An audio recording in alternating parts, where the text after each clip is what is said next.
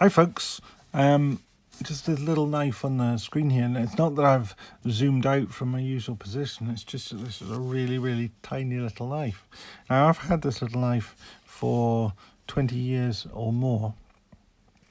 It's quite an early Spyderco, made in Japan. Back in the days when Sal Glesser was first making knives, even before this one, he went to his pal Almar introduced him to Moki in Japan. Now Moki will always deny that they've made anything that's not got Moki's name on it, but it's quite likely that they made this, which actually is very much in a Japanese style. Incidentally, this isn't what this video is about. This is an introduction to what this video is about. So this is a little chisel ground. I think it's probably a ladybug, but it predates those names. So all I know is it's made by Spyderco, and it's made in Seki, Japan. So if it's not made by Moki, it's made by Moki's next door neighbour, but it probably is made by Moki. One of the things that I find interesting about it is the handle is a single piece of formed, I don't know if it's FRN or if it was called FRN back then. You've got a pin that's just pushed in for the spring, and then you've got a rivet for the pivot. Now, pinned, here's a pinned Japanese Seki City knife of a similar vintage. Now this is pinned in the same way as a traditional Sheffield knife. You've got a little pin in there and you can't see it.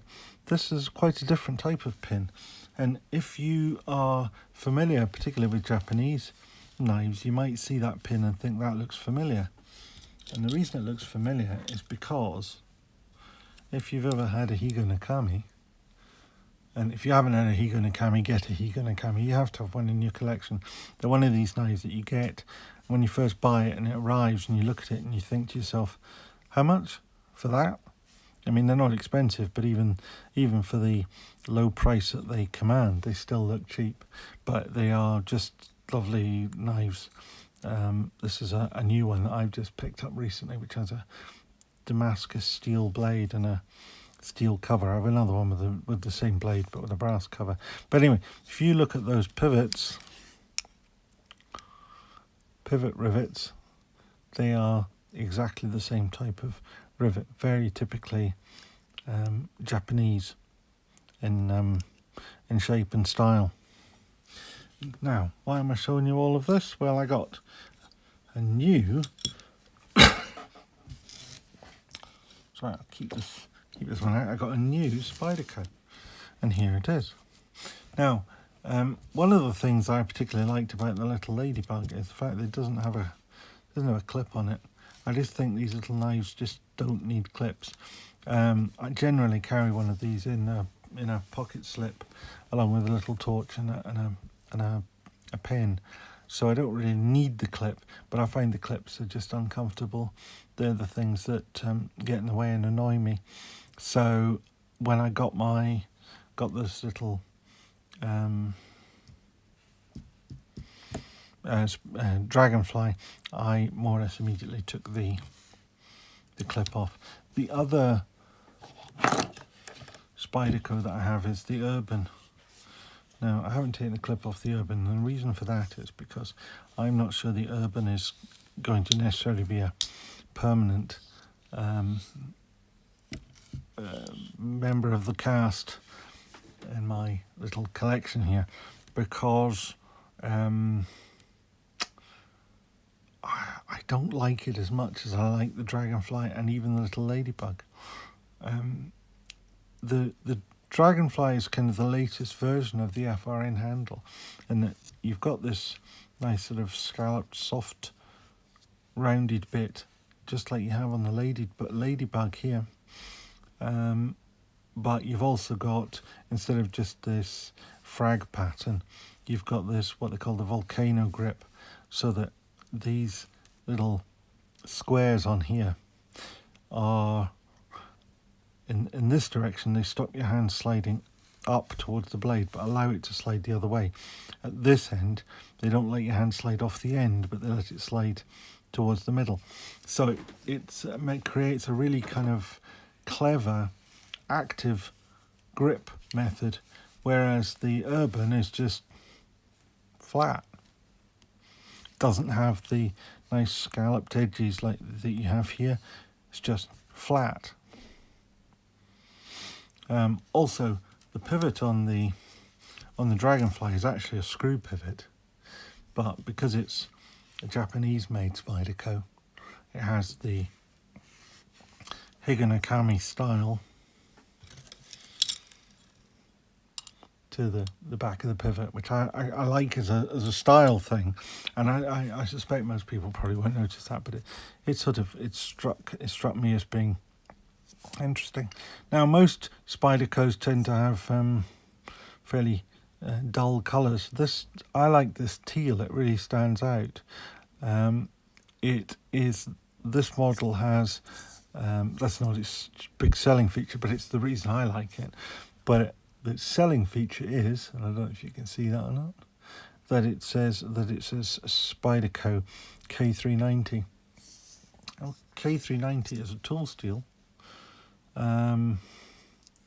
which is not totally stainless. You does need a bit of looking after, but I'm not going to see if I was going to see I'd want one of the Salt series, but this as it's lived in my pocket off and on for the last 6 months without any adverse effects. But I suppose it's a bit like D2 or something like that.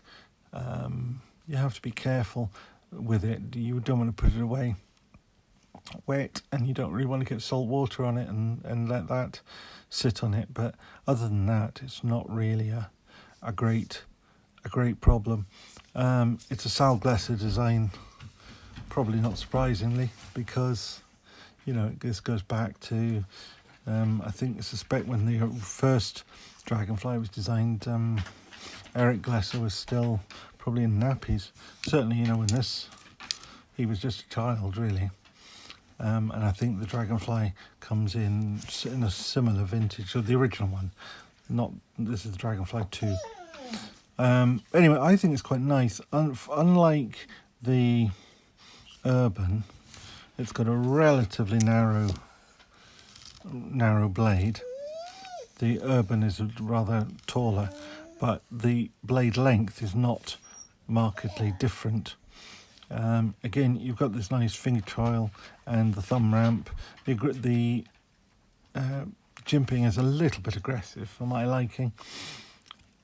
There's no sharpening choil, which is a little bit of a problem when it comes to sharpening these things. You do end up with this little smile developing in there. But on the other hand, if you're cutting cardboard and things, the cardboard doesn't get stuck in the choil. So, maybe it's not such a bad thing. Anyway, Arnie is here, and you'll probably hear him talking because he's a very vocal young lad. He's a Catalan sheepdog who his passport name is Chewbacca because he sounds and looks exactly like the giant Wookiee in the Star Wars films, Chewbacca. But, anyway, he's here. He may join in the conversation. In fact, he wants to actually put his face in.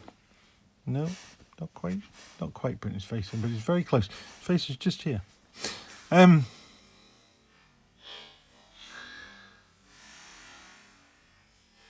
Oh, did you appear on the screen? No, not quite. Anyway, I lost my track there. Thank you, Arnie. But yes, so this is the Dragonfly. I had a wire paperclip style clip on it, just like that. But as I say, I took it off because it fits nicely in my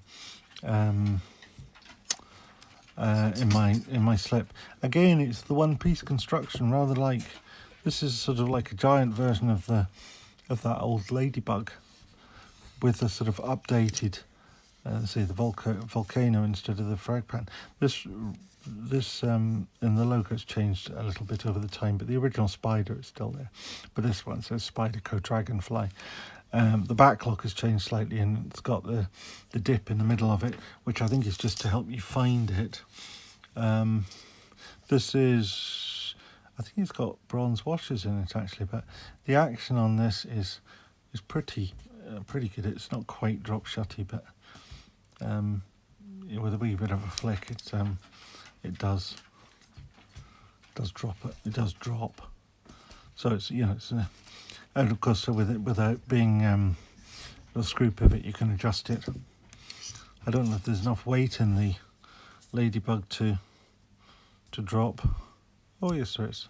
Yeah, there we are. I see this Ladybug is so old. I mean, I've had it at least 20 years. I bought it the same day I bought this.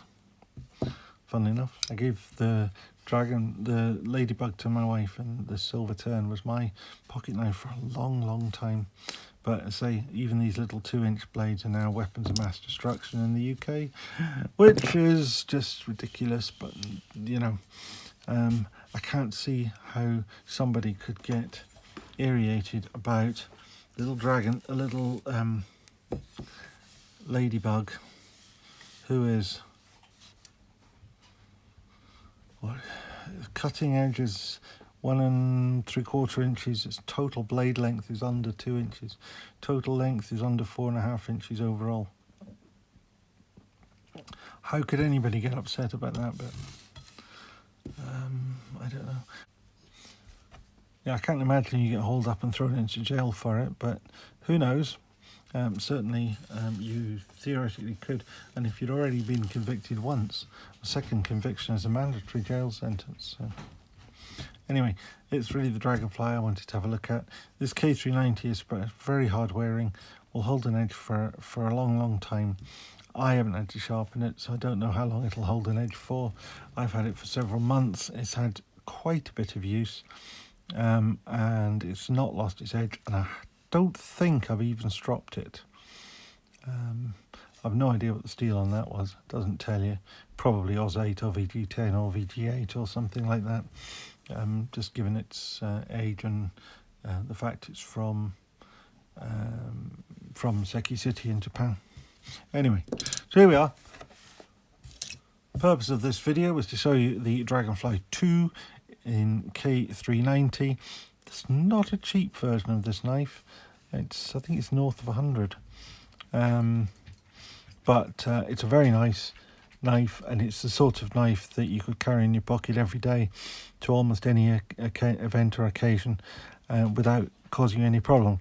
If only it wasn't officially a weapon of mass destruction. So there we are. Thank you very much. If you like this stuff, please give it a thumbs up. If you want to see some more of this stuff, then please subscribe, and remember to ring the bell if you would like notifications. Thank you very much. Goodbye.